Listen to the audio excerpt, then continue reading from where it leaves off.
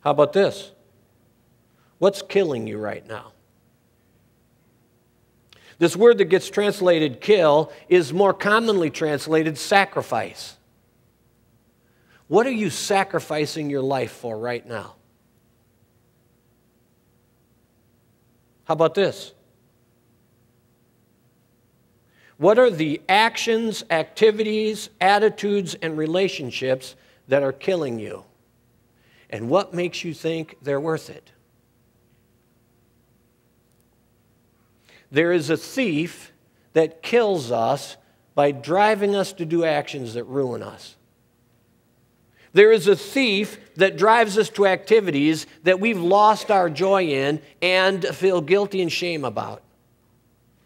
There is a thief that creates attitudes in us that make us miserable to ourselves and to everyone around us. There are relationships that you should have corrected a long time ago. They're unhealthy. They're ruinous. They're empty. Do you hear this, church?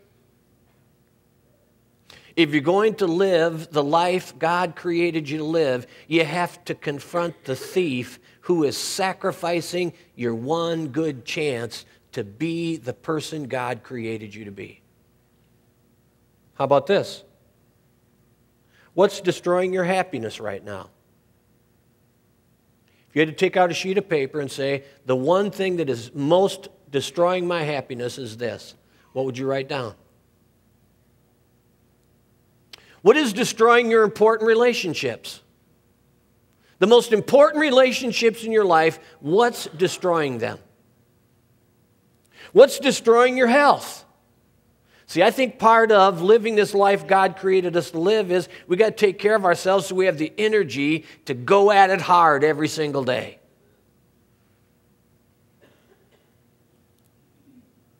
What's destroying your ability to love to your fullest potential?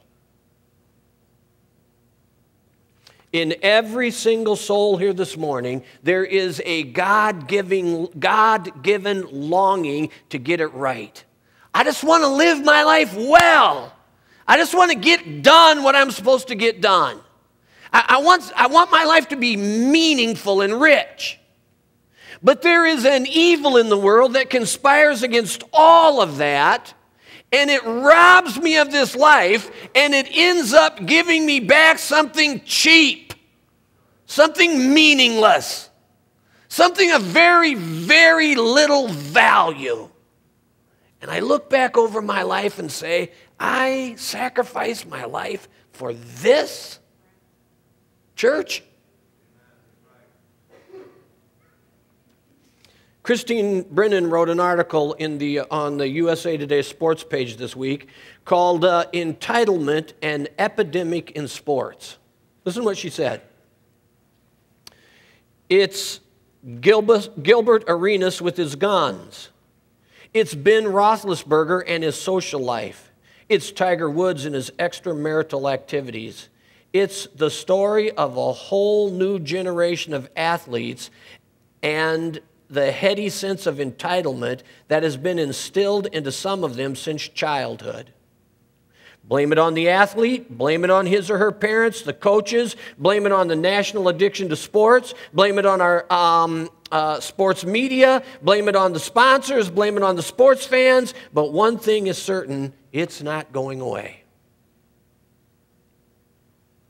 And she said it's best embodied with what Tiger said when he apologized to the world. Listen to what he said. I convinced myself that the normal rules didn't apply to me. I felt that I had worked hard my entire life and I deserved to enjoy all the temptations around me. I felt I was entitled. The thief showed up in Tiger's life. The thief showed up not to make his life better, not to make his life more rich, not to make his life more meaningful, not to give him a great legacy, but to steal all that from him. And the way the thief did it was, he made Tiger think, this is a great life to live. Church, it's not just athletes. It's every single one of us. There is an ugly, ugly myth out there that says, if you live this way, life will be great. The problem is, you waste your life. You waste your relationships, you waste your opportunities, and you absolutely waste your legacy. Look, I think Tiger's the greatest that ever lived. But you'll never be able to say Tiger Woods anymore without remembering this. Do you see? There is a thief who wants to ruin the single life you get to live, and the way he ruins it is he keeps saying to you, these empty things are normal. These worthless things are good. These ruinous behaviors are okay. In contrast to all of that, Jesus said that he had a different agenda. Jesus said, I am on your side in this matter of living life to its fullest and accomplishing in life what God created you to accomplish. He said, I came to give you the very full and rich life that you long for. Christ doesn't bait and switch us. He doesn't say, I'm going to create all these longings in you for a great life, and then I'm going to kick you down. He said, I came to give you the possibility to live the very full and rich life that you're aching and longing to live. You see, Christ invests in our lives. He doesn't steal our lives. Now, some of you have had bad church experiences. You grew up in churches, you participated in churches, and they didn't do the right thing. You felt like God was dragging something out of you more than what you wanted to give. Listen, that was the church that messed up. It isn't Christ. Churches make ugly mistakes, but Christ came to make an investment in every single soul. Do you hear this? He doesn't steal anything from you. He invests in you and invests in you and invests in you. Christ offers us life to our full potential. He doesn't sacrifice us. You see, evil sacrifices me. Christ said, I sacrifice myself for you.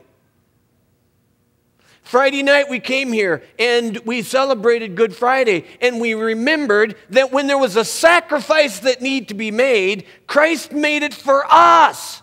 We don't sacrifice ourselves for Him. He sacrificed Himself for us. Christ offers us an abounding life. He doesn't destroy our hopes and dreams. Can I tell you this?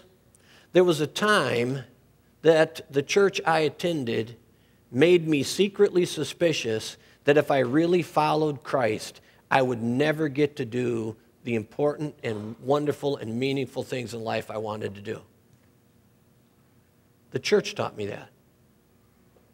The church taught me, if you're having fun, you're probably not right with God. And if you're not miserable, you're definitely not serving God. The church taught me that.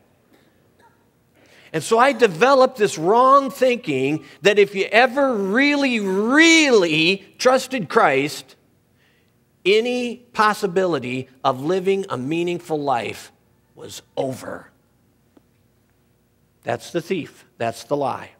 Do you know what I've actually found? Every time I've been far from Christ, my life got meaningless. And the closer I have lived with Christ, the richer my life has been, the more I've accomplished, the more I have enjoyed the whole adventure. There it is. Christ said, I came to give you a life that you can't get any other way and your soul longs for.